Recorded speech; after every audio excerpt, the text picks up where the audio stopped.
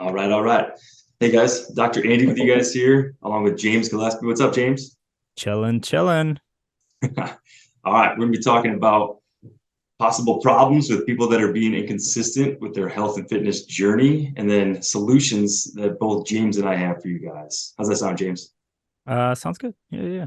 Why not? Awesome, man. So we'll start it off. What's one thing as far as you see an issue, people being inconsistent, getting to the gym, or even starting at the gym? I would say it's mental resistance. Like I think first it's psychological, and I truly believe that that is only by nature of us making things too complex. Interesting. How so in a way of complex? Like we all know that you need to eat in a deficit, right? You need to eat less than you're burning, right? If you're going to try to lose weight, and let's just use that as an example for this for now. Uh, Sure. we also know that you need to move more, right? We also know that if you're going to up your movement, you need to probably mobilize more so you don't get injured. Well, and if you're mobilizing more and you're working out more and you're eating less, you probably need to do something else to recover. You probably need to sleep more, right? So it's very simple to do, but I think that where a lot of people get off is they're like, oh shit, well, oh man, like if I don't have a double progression model for all of my workouts on an eight week split that then goes into two macro cycles of 16 weeks, and then I go like, you don't need to get that crazy, dude. How about just start? How about you just start? Like, and I think another place of complexity is nutrition.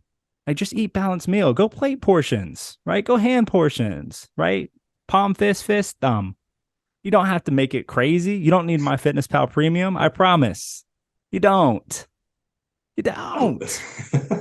I love that model. Palm, would you say palm, fist, No, thumb? no, no. Palm protein, Okay. fist carb, fist leafy and green veggie, fat thumb. Also, most people cook too much in fat anyway, so you get enough calories there anyways. Yeah, we can yeah, we can dive into that one on a different episode. All right, man. So basically sounds like just a lot of different stuff on somebody's plate or a lot of places that they're juggling that they just rationalize themselves out of, well, if I have to do this one thing, go to the gym, I'm gonna have to spend more money on good food. I'm gonna then have to spend time doing more recovery. I just don't have it. So I should just not do it, right? As opposed to walking down that path where they get overwhelmed. Is that kind of basically what you're saying? Yeah, it's complex and it's perfectionistic. And so if you step back Mm-hmm. away from that and you go, hey, simple scales, complex fails, right? And speed is king. So you need to get your ass moving regardless. Doesn't mean that you need to go clean and jerk 400 pounds. In fact, I would not recommend it or run 20 miles in a row. Like, I wouldn't recommend it. It's not sustainable. Could you do it? Maybe the second one. Most people could not do the first one, even at their peak strength, but you're not going to be able to have longevity. And if the goal is overall health, then we've got to put ourselves in the best position to have the perceived likelihood of achievement be high and the time delay be short. But for that to happen, you got to be simple. You can't be complex and you can't be a perfectionist. So would you say, so if you're talking to me, Hmm? Andrew, who's never been in the gym setting consistently before, right? It's been a few years maybe. Mm-hmm. And I know that I don't eat too well. I can clean that up, right? Where would you say that you would want me to start? Hey, Andrew, I want to do both fitness and nutrition. Or would you say, hey, listen, just show up in my door. We're going to work out X amount of times a week for this long each session. Where would it make it easier? Would you want them to do multiple things or just, hey, eat this, don't eat this, or show up at the gym, etc.? Yeah, that's a great question. It really depends on what outcome you want and in what time horizon, right? So for this example, what's the goal of that person? Let's just say in general, it's getting to be close to summertime. So let's just say somebody who's looking forward to like, hey, I want to just get looking better, feeling better for the summer. Okay, want to get shredded for the summer, or just want to look better? I like these questions because these are good ones to ask people. I'm gonna use the word tone. I want to tone up. So I want Okay, to lose some weight, tone up. and when you say tone, do you mean less body fat, more muscle, Big or do you time. mean something else? No, that's what I mean. Yeah, lose Okay, fat, love to gain muscle. Yeah. okay. And when you say muscle, you mean strength or size? These are good questions. I'm gonna go with size. Okay, so we're looking for hypertrophy. Yes. Okay, so we're not looking to pull 400 pounds. We're looking to have pretty muscle. I would, yeah, pretty muscle. Yeah. Okay, Little bit of performance. Yeah, right? but not But too much more performance. show than go. Okay, beautiful. And our nutrition is where currently? Let's say on a scale of 0 to 10, 3 or 4. Yeah, and about how much external help do you want from a coach? Uh, I mean, let's just okay. These are questions I'm assuming you already asked a lot of your clients. All the time. Yeah. Yeah, these are great questions. Yeah, I mean, I would say these are hard to answer because I'm my own coach. Let's do this. Let's do hands on. I Okay, really need hands to be on. held. I need to be held accountable. Okay, well, if that is truly the case, then I would say, and we can kind of go two-part here. One, if you're gonna do it on your own, right, getting into a 3 or 5 day full body split, right, where strength training is a priority, and then outside of that, activity is up between 7 and 10,000 steps a day. Okay, that would be the fitness component if you're not hands-on with the trainer. If you're hands-on with the trainer, I would say very similar, but you probably can cut it at 3, right? You don't have to write your workouts. You can show up and have them do it. And I would also probably find somebody that trains people for aesthetics. I would probably go somewhere where that's what they do. I don't think that you should pull up in a CrossFit gym. I don't think that you should pull up in a commercial gym. I think that you should either find someone that works out for more aesthetics, right? Or go find a coach, right, for that more hands-on approach that trains physique or NPC or bodybuilders. Now, I'm not saying to go get on gear, TRT, get on peptides, and any of that. What I am saying is get someone that lives in that world that's literally all they do if you're getting outside help. Now, are there other ways to do it? Absolutely.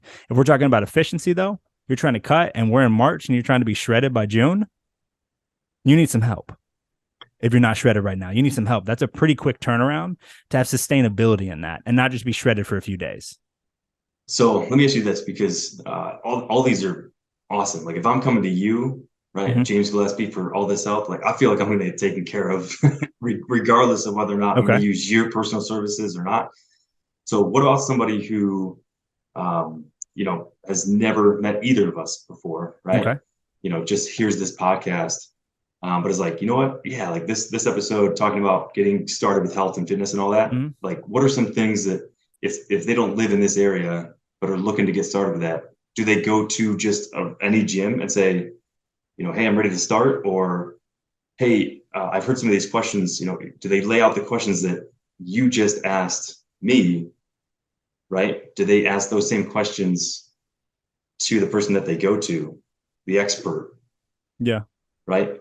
And say, hey, I'm looking to lose muscle. I'm sorry, lose fat but gain muscle, right? Mm-hmm. Let's say they just walk into a CrossFit gym, right? Because Mm-hmm. both you and I have experience in that environment. Yeah. Most gym owners or most coaches are going to say, just get in here, start working out with us, right? Do fundamentals, whatever, hop in the class, everything else will fall into place. Nutrition and all that stuff as well. Yep. And they just kind of hope that they live and breathe the lifestyle and stick with it. If they don't, then they may try to keep them on, but it's just like, oh, okay, well, they weren't meant for this. They're not going to send them to somebody like you mentioned, maybe an aesthetics trainer, right? Or a bodybuilding, powerlifting, gymnastics, Pilates, yoga instructor. So like what can people, have in their tool bag as far as like, okay, I want to start this. Where do I go? What might be a question that I ask?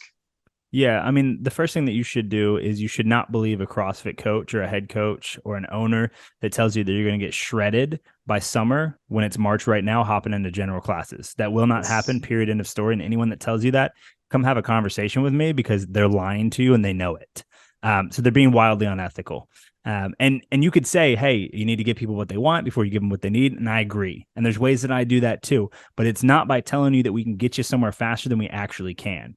That to me is deceptive. Now, what I can say is over 2.5 or 3 years, if you stay healthy, if you prioritize your mobility and you use the CrossFit methodology and you strength train outside of class intentionally for what you need to be doing, you will see a massive change in your body, 100% over 24 to 36 months, not in 8 weeks. Truly won't happen. But what's interesting about this is that all of it comes back, in my opinion, back down to simple scales, right? So if you're doing nothing, something is always better than nothing, right? A penny in the jar is better than zero. Okay. So it would be better to walk and start with some calisthenics. And for me, if you can't get into a gym, or you don't have the means to get in the gym, or you haven't wrapped your head around the fact that you spend, $300 a night out at the bars and you don't think you can afford a gym membership, that's cool. I'll meet you there. That's fine. Let's start with 20 push-ups a day, 20 sit-ups a day, right? And 20 air squats a day. And I want you to do that for 7 days. And then upon the 8th day, I want you to increase that to 30. And I want you to keep going week over week until you can't do them anymore or they become too easy and you think you've leveled up. If you get to that point, and if you can get a pull-up bar, wonderful. That's great too. On that journey, you might find out you want some more. You might find out you want a little bit extra sauce. And at that point, go get some outside help. But you cannot use this analysis paralysis as means or justification to not do a damn thing. Would it be best if you got in front of an aesthetic physique coach to get that physique that you're trying to get today? Yes, but it would have been better if you did it, 15 months ago too. So like at the end of the day, we're here. It's time to make a decision for the future you, not repeat patterns that have gotten you to where you're at. So changing the variables to change the results is fundamentally the first thing that has to happen. And it also starts with your mind. Love that. So, okay. So mindset, right? Just thinking like, okay, I can do this, right? Mm-hmm. So little steps. So yeah, that's a lot of good stuff, man. Now you got me motivated to go back to the gym. Well, you're about to, so. Yeah, that's right. I am about to go back. I got to get myself prepped up for it.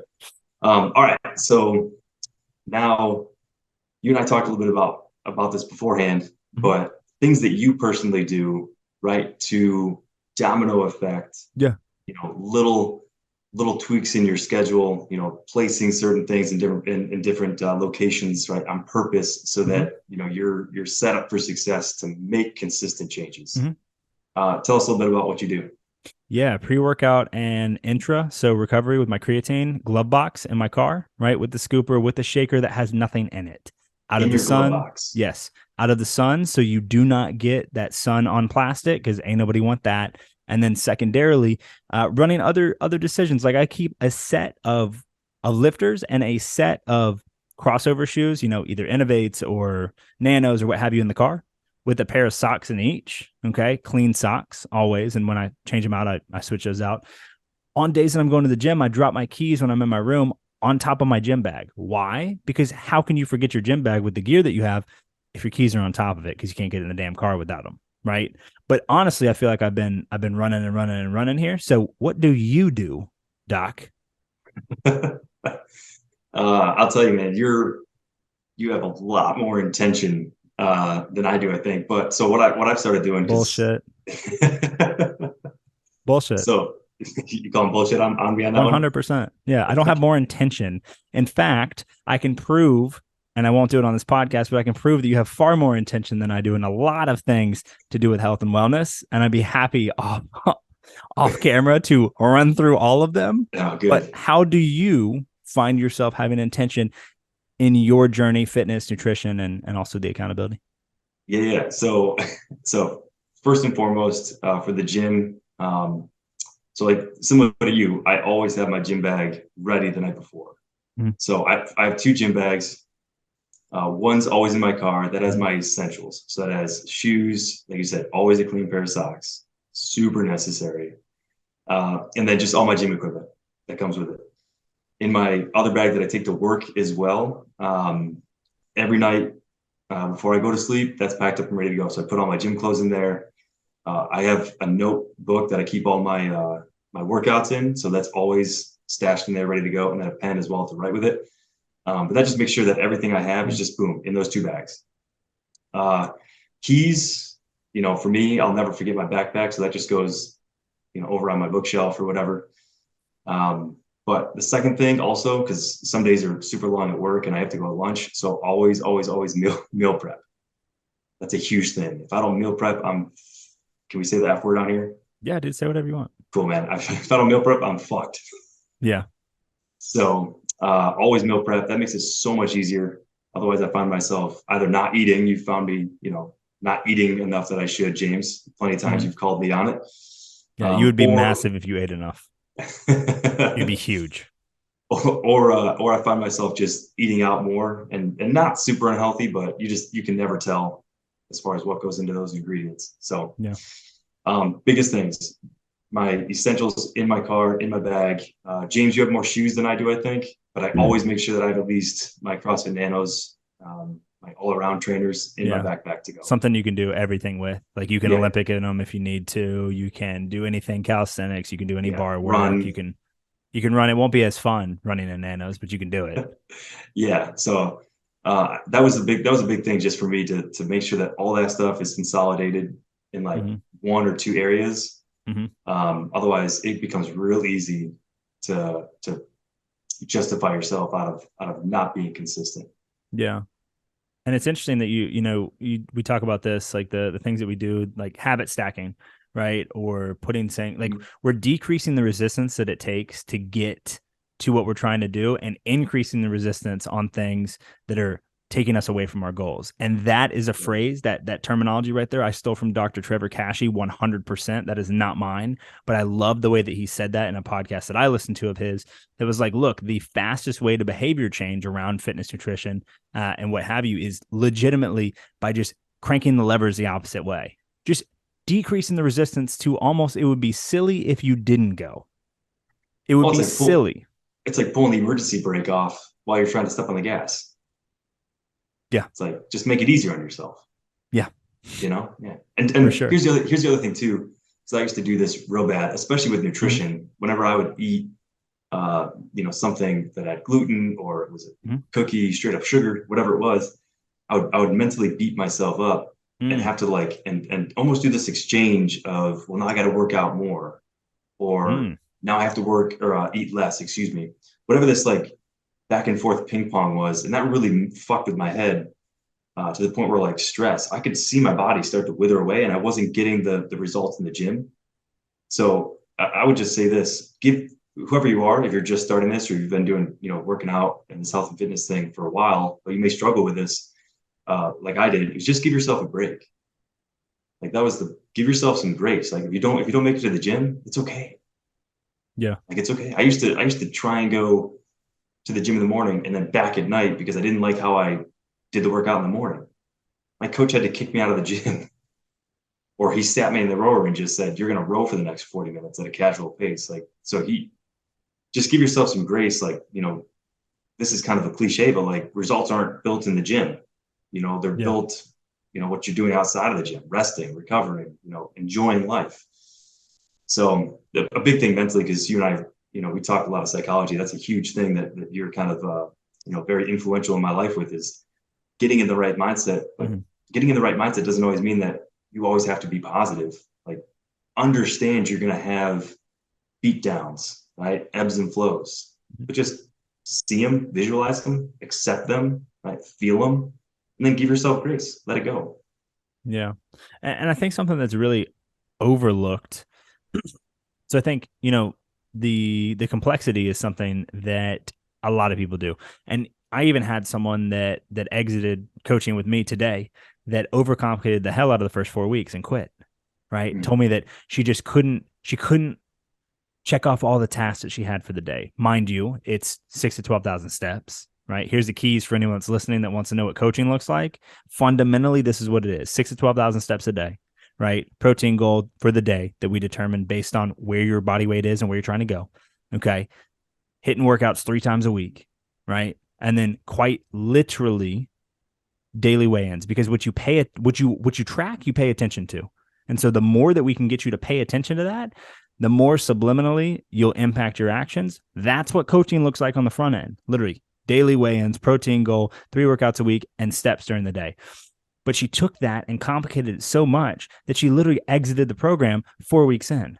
No weight loss, completely failure on the coaching behalf, technically speaking, right? She exited, she churned. She is not someone that will see sustainable results with us because she literally quit. And not for lack of us trying to follow up, but truly people in that place that need to lose 75 pounds by their own words, not my words, right?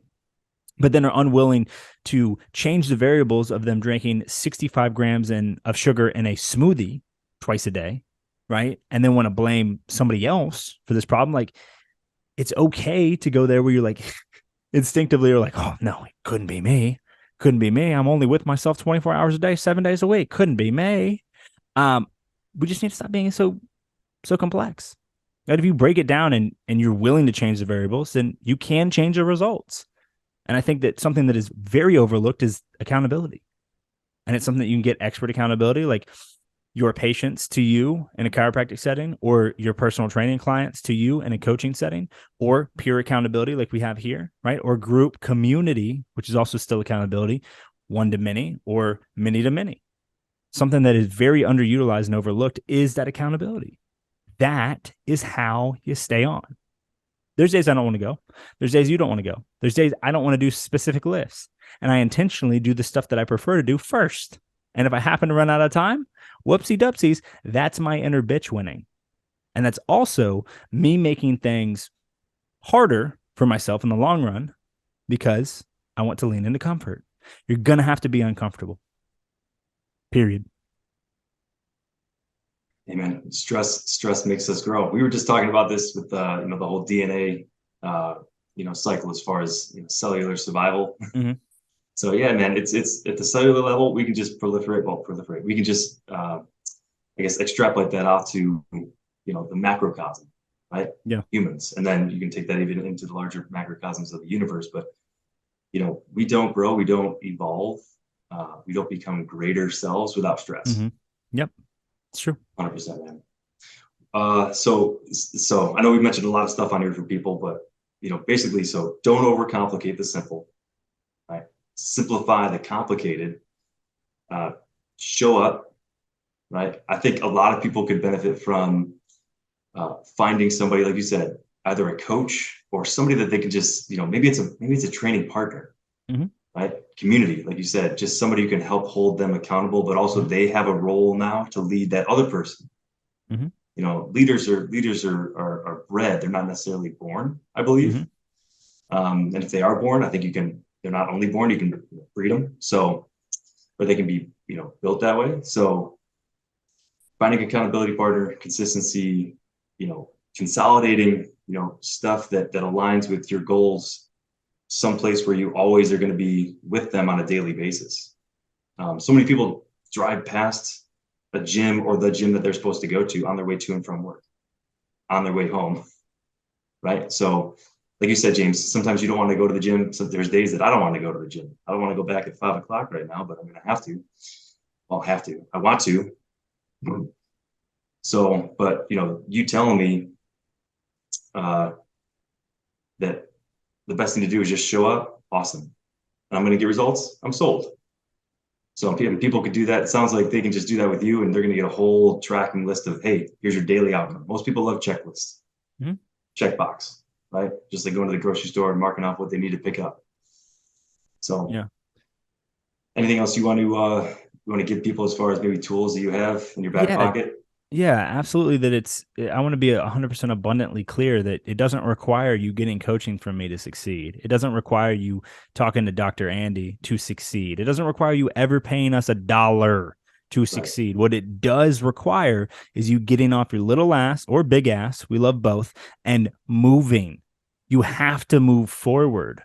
Right? It's okay to feel like you don't want to. It's okay to feel like this is hard. It is. That's why most people are not there and our obesity rate is climbing because people are unwilling to forego the short-term comfort for the long-term success. Exactly. Changes. Yeah. Blanked. Thank you. You're good. It makes sense, right? Because even I find myself sliding back into comfort. So I would say that, from here, I mean, just keep it simple. And if you need help, right, there's 2 men sitting on this podcast right now that if you slide into their DMs or their email or have their phone number, we'll respond. We don't need anything from you, truly. And actually, if you can get better results without me, beautiful. Because I think a lot of people, and who said this? I don't remember who said this. I stole this from someone else too, though. Said that there's no reason. Actually, I think it was David Goggins. Like, there's no reason that personal trainers should have jobs. If people were not so fucking lazy, personal trainers wouldn't have jobs. And so to be fair, right? To be fair on the coaching side. Now, do I think there's big benefit in coaching? Yes. Do I also think that you can do it yourself? Yes. As long as you can find the community that wants to go at it together. 100%. That's where I think it, man. Yeah, that's good, man. I will say this too, because we hit on a couple like hot topics. Hmm. So speaking of, people that just have a hard time finding that internal, that mental Hmm. motivation, right? Getting off their asses, moving. So we can dive into this on another episode. This is something that I do want to kind of go in with you and bring Yeah, this that's fine. to Yeah, yeah. people's attention, but like Mhm. getting into, you know, people's physiology as far as why some people have a harder time, right, motivating themselves or Mhm. finding the motivation, because that Yeah. is a real thing that people struggle with. And it's not just, hey, snap out of this depression, right? Snap out of Yeah, this anxious state, so to speak. So I'd love to go into, more about that on another episode. But dude, that for sure. was good, man. A lot of good stuff for the people. Absolutely. We'll go ahead and end it there. And yeah, man, we'll see y'all next time.